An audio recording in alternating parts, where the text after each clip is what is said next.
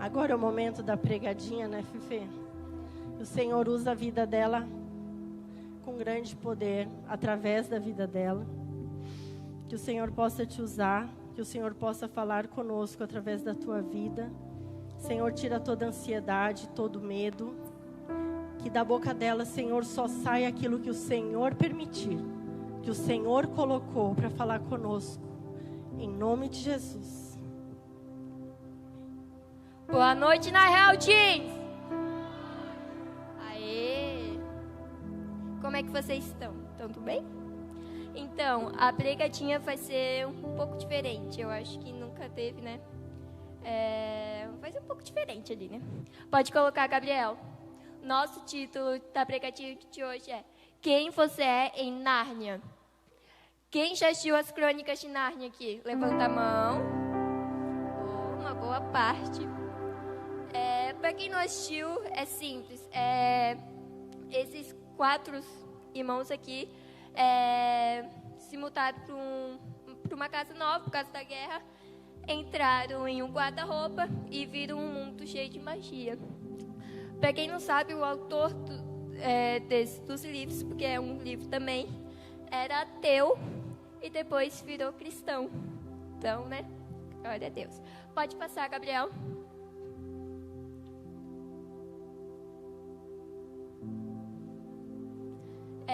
Enquanto eles colocam aqui, a primeira pessoa que eu vou falar é o Pedro. Pedro era o irmão mais velho. Eles não tinham pai, porque o pai tinha ido para a guerra. E ele que ficou como cargo de pai, irmão mais velho. Ele era a pessoa que colocava tudo nas costas e levava os problemas dos irmãos, o problema da mãe, tudo era nas costas deles. Só que isso foi tanto um problema, né? Porque ele achou que tinha que resolver tudo. Mas quando chega em Nárnia, ele conhece o Aslan. Para quem não sabe, o Aslan é o leão, que meio que é como se fosse Jesus. E ele esquece que ele não tem mais que fazer tudo, não tem mais que ficar nas costas. E ele vai, pela desobediência, muitas vezes, acreditar que ele pode tudo, que tem que ser do jeito dele. Ele era muito impulsivo, e isso fez ele pecar muitas vezes, acreditando que Aslan não era o suficiente. Pode passar? A segunda irmã é a Susana. Ela foi a segunda irmã, a mais nova, que, né, dos irmãos, a segunda mais velha, e ela tinha um problema. Ela era inteligente demais. Nisso, ela era teimosa demais. Quando, no segundo filme, para ver a verdade, no primeiro filme, ela não acredita em Aslan diretamente. Ela não acredita. E quando ela acredita, ela continua sendo teimosa. Mas também, no segundo filme, quando Aslan fala que eles não vão mais poder voltar, ela e o Pedro, ela, em vez de voltar os olhos para Aslan, ela volta os olhos para o mundo. E nisso chega o Lucas 8:7, que fala sobre e outras sobre as sementes lá, que Jesus prega sobre a parábola do semeador. E Lucas 8:7 fala: e outra caiu entre espinhos, e crescendo com ela, os espinhos a sufocaram. O que isso quer dizer? Quando ela saiu de Nárnia e sabendo que ela não poderia mais voltar, ela brilhou os olhos para o mundo e a sufocaram. Até que no livro fala que ela parou de crer em Aslan. Ela só não cria mais e achava que era tudo uma brincadeira delas. Ela viu tudo que Aslan tinha feito. Ela viu frente a frente dela e ela parou de crer. É igual os hebreus quando saíram do Egito. Olha tudo que eles viram que Deus fez através de Moisés e eles pararam de crer. Por quê? porque só uma sumidinha de Moisés, por alguns dias, já fizeram eles ter medo. Só uma sumidinha de Aslan já fez ela ter medo e focar nas coisas do mundo. Brilhar, os olhos brilhando para as coisas do mundo. Só com uma sumidinha de Aslan. Pode passar. O segundo irmão é o Edmundo, o mais conhecido como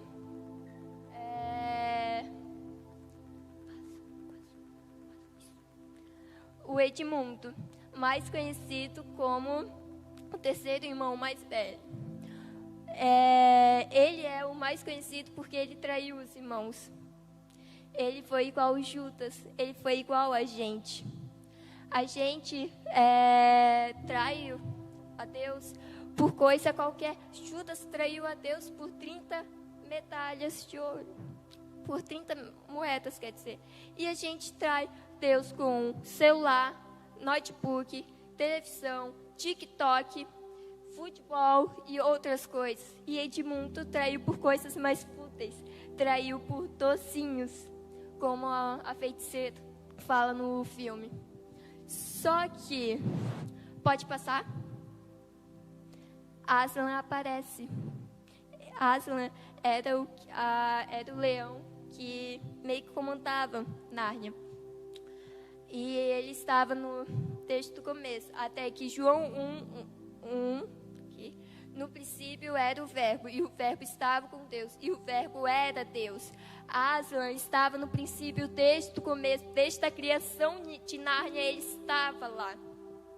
E nisso, quando a feiticeira vem falar para o Aslan que Edmundo tinha traído ele fala, e que ele tinha que ser morto, Aslan fala: não cite a magia profunda para mim, feiticeira, eu estava lá quando for escrito. No princípio era o verbo, e o verbo estava com Deus, e o verbo era Deus. Ele estava no princípio. E nisso, quando ele fala isso, ele fala em segredo que ia dar sua vida pelo Edmundo, porque os traidores morriam em Nárnia. E ali, em Isaías 53:5, mas ele foi ferido por causa das nossas transgressões e moído por causa das nossas iniquidades. O castigo que nos traz a paz estava sobre ele, e pelas suas pisaduras fomos sarados. Ele morreu pelo Edmundo, e enquanto ele estava morrendo, ele estava sendo machucado, a juba dele foi cortada, ele foi arrastado por uma mesa de pedra. Jesus, quando ele foi maltratado, machucado. Só que uma coisa que eu acho muito triste, que quando Aslan estava prestes a ser morto, a feiticeira fala: você não vai salvar ninguém, você vai morrer por nada. E os exércitos da feiticeira comemorando. E ela fala que ia matar muitas pessoas depois que ele morresse. Quando Jesus estava na cruz, a morte estava comemorando a morte dele. E o inferno estava em festa, porque pensou que não ia adiantar em nada. Quando Aslan morre, em um dia a mesa de pedra racha e ele é ressuscitado.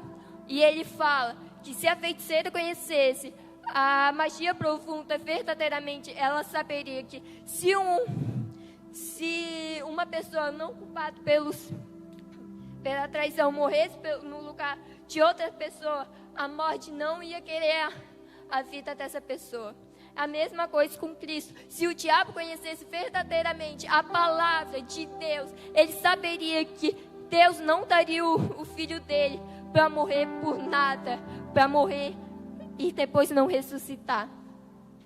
Edmundo era o justo, não porque merecia, mas porque foi justificado.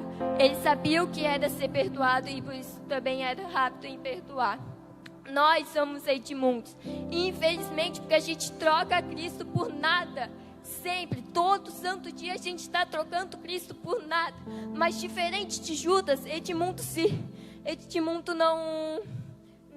não teve remorso. Ele sentiu culpa e pediu perdão. Judas não, ele sentiu remorso e tirou a própria vida. Nós temos que ser como Edmundo nessa parte. Nós temos que ser as pessoas que pecam e não e pede perdão. Pode passar? Lucy, a rainha Lucy, a primeira que creu em Aslan, a primeira que creu em Nárnia, a primeira que nunca parou de crer, mesmo não vendo. E é ali, Mateus 5:8, bem-aventurados limpos de coração, porque eles verão a Deus. Ela foi a única a ver a Deus no segundo filme, porque ela foi a única a ver Aslan, porque ela cria nele. Enquanto os outros estavam lá, preocupados em vencer a guerra, tudo, ela creu em Aslan. Até que o irmão dela, Pedro, ele tinha esquecido que quem venceu a feiticeira foi Aslan, e ela lembrou a ele, porque ela sabia que Aslan voltaria. Jesus não volta do mesmo jeito que ele voltou. Ele não usa as pessoas do mesmo jeito que ele usou uma outra.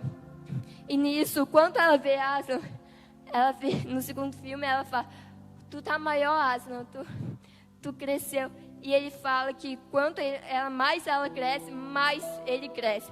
E nisso é a nossa vida. Quanto mais a gente cresce na fé, no Espírito Santo, crente em Deus, mais Jesus cresce na nossa vida, até virar o grande leão da tribo de Judá nas nossas vidas. E que nada mais importe pra gente, que a gente venha ser como Lucy, que nunca parou de crer em Aslan, que nunca parou de crer na vitória, nunca parou de crer em Nárnia. E que a gente não venha ser como Pedro, que ficava só, que colocava tudo nas costas e não ligava para mais nada. Que a gente não venha ser como Susana, que parou de crer mesmo vendo tudo que Aslan tinha feito. E que a gente não venha ser Edmundo, a gente já é, mas que a gente venha parar de trocar Jesus pelas coisas mundanas, pelas coisas que não importa, que a gente venha ser como Lucy, como essa menina aqui, ó. Essa menina que nunca parou de crer. Gente, como Aslan estava voltando, Jesus, o nosso grande leão da tribo de Judá, está voltando.